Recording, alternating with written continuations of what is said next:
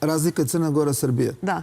Crna Gora priznala je takozvano nezavisno Kosovo, mi nećemo to da uradimo. Oni ušli u NATO, mi nećemo da uđemo u NATO. Kad bismo mi priznali takozvano nezavisno Kosovo i ušli u NATO, odmah bismo bili bolji od Crne Gore. To je suština razlike. Nema tu nikakvih pravila, principa, ispunjenosti i ne znam nija šta. To je jedino kriterijum. Nemoguće je na putu u Evropskom uniju... I šta nam je onda rešenje, gospodine Pavloviću? Molim? Pa šta nam je onda rešenje? Ako je to nešto što nećemo svakako uraditi... Tako je.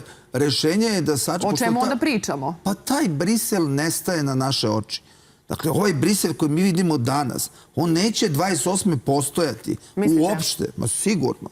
Prema tome, čitav taj odnos njihov gde se insistira se... Pa jel onda sad treba da pročitamo između redova da je to naša strategija?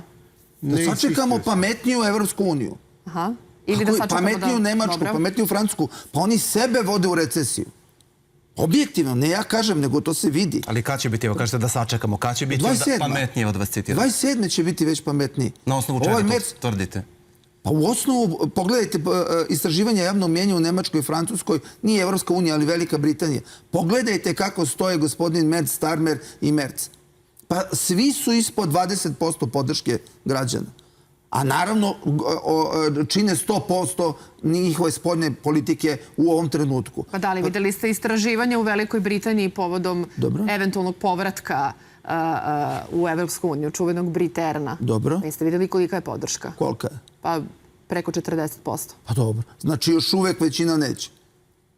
Još uvek većina Britanaca to neće. Da li je počelo o tome da se govori? Ma da li vodite, mnogo važnije stvar se tamo događa. Imate reformističku partiju koja je jača pojedinačno i od laburista i od konzervativaca.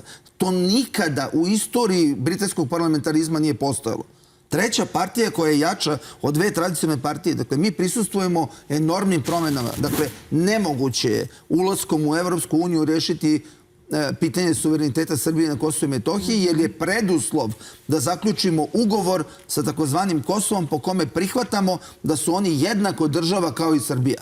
Prema to je apsolutno nemoguće u sadašnjem Briselu i u sadašnjim zahtevima Evropske unije. Ali mislite da će taj Brisel da nestane, dakle već sledeće godine? Doći će normalnija Nemačka, doći će normalnija Francuska, doći će normalnija Evropska unija i onda ćemo s njima normalno razgovarati. Naravno, ali umeđu vremenu... Ali što onda to znači? Ako to tako kažete, moram samo da vas prekinem. Šta to onda znači? Onda u kom pravcu pregovara vladajuća koalicija i vlast na čelu sa Srpskom naprednom strankom, ako je tako, su takve političke prilike u Briselu u ovom trenutku? Dakle, u koje vi ne verujete, koje spočitavate i mislite da treba da dođu neki drugi političari sa nekom drugom politikom da bi se sačuvali Kosovo? U tom procesu mi ne smemo da uradimo ništa što bi dalje ugrozio naš suverenitet i naš identitet. Identitetska pitanja moraju biti zaštićena. U onom delu kome treba da se usaglasimo sa dobrim standardima, tamo postoji čitav niz dobrih standarda, mnogo ljudi pametnih iz mnogo država razmišljalo i usvojilo određene standarde. Ja recimo konkretno znam u ovoj oblasti pravosuđa koje je meni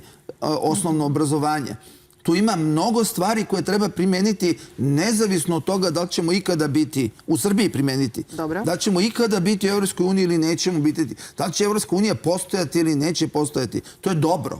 To treba. Znači čitav niz standarda treba prihvatati, primenjivati, biti otvoren prema svetu, biti na nivou najboljih. Znači, evo, ja sam pravnik, moja ideja je da sebe dignem da budem među najboljima pravnicima da bi bio uporediv.